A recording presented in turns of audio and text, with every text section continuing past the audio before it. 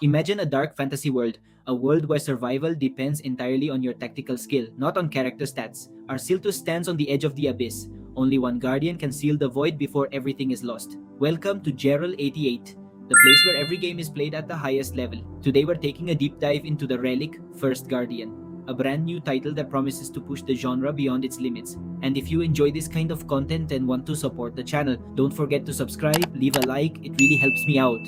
To understand why this game has everyone talking, we will first need to look at its premise. The Relic First Guardian takes us to the devastated continent of Arsiltus, a land that was once a symbol of prosperity, now reduced to a barren wasteland consumed by the void. Everything changed when the Great Relic was destroyed, an ancient artifact that once maintained the balance of the world. As the region's last guardian, our mission is crystal clear: recover the scattered fragments of the Great Relic, venture deep into corrupted lands, seal the breach, and prevent total extinction. It's a story that feels just as heavy as the world we're about to explore.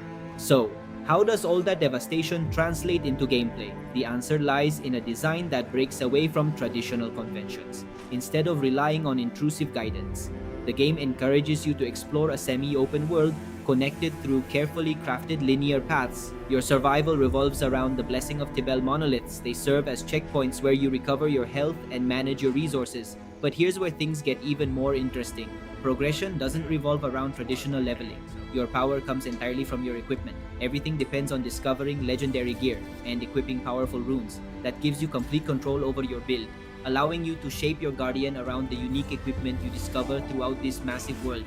That naturally leads to the biggest question: is this really a true Souls-like? The answer is a resounding yes, but it also brings its own unique identity. The game captures the oppressive atmosphere that defines the genre. Every mistake carries real consequences, yet it separates itself by removing stamina consumption from regular attacks. You won't lose experience when you die. Progression isn't about endlessly grinding levels. Instead, success depends on mastering technical combat and landing perfectly timed parries. It delivers all the tension and challenge you'd expect from a Souls-like while rewarding mechanical skill instead of raw numbers. But that focus on skill becomes even more apparent in the combat system. And honestly, Enos, it looks absolutely brutal. Every move has real weight. Once you commit to an attack, you're locked into the animation. Every decision matters. Whether you prefer the speed of a dagger or the devastating power of a two-handed weapon, the game pushes you to manage cooldowns instead of mana. Survival is all about balance. Use your guard only when necessary, rely on it too much, and you'll leave yourself completely exposed. That's why mastering the parry system isn't optional. It's the key to breaking enemy defenses and taking control of every encounter. That brutality isn't there just for the sake of difficulty. Every battle has a deeper purpose hidden within the lore. Instead of relying on endless dialogue, the story unfolds as you uncover the past through everything you find. Every rune contains fragments of memories left behind by the former inhabitants of Arsiltus. Their fears, their hopes, their final promises, all preserved before the void transformed them into nameless monsters. As the Guardian absorbs those memories, they don't just become stronger, they become the last witness to a forgotten history, giving every battle a much deeper emotional weight. And speaking of battles, the ultimate test of your skill comes in the form of the Brutals. These are the region's major bosses, designed as demanding tactical puzzles. They're not simply monsters, they're tragic figures with stories of their own.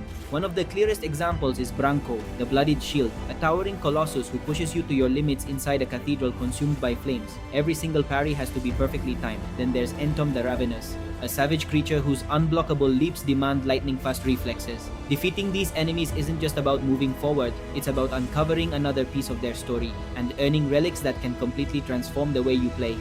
After everything we've seen, there's only one question left. When can we finally get our hands on it? The official launch is set for July 31st, 2026, releasing worldwide on PC and PlayStation 5. If you're planning to play on Xbox Series XS or Nintendo's next generation console, you'll have to wait a little longer. Those versions are scheduled to arrive later that same summer.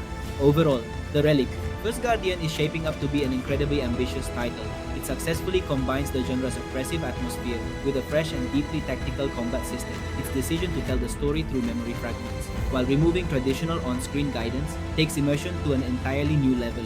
If the final release delivers the same level of polish and combat quality we've seen so far, we could be looking at a game with a true identity of its own, one capable of captivating longtime Souls-like veterans as well as players searching for a deep, visually stunning, action-packed adventure. And that wraps up our breakdown of this incredibly promising title, one that's sure to become one of the biggest games to watch this summer. If you found this video helpful, leave a like, share your thoughts on the combat system down in the comments, and subscribe so you don't miss any future updates or upcoming gaming news. I'm Gerald88 and I'll see you in the next adventure, right here, where every game is played at the highest level.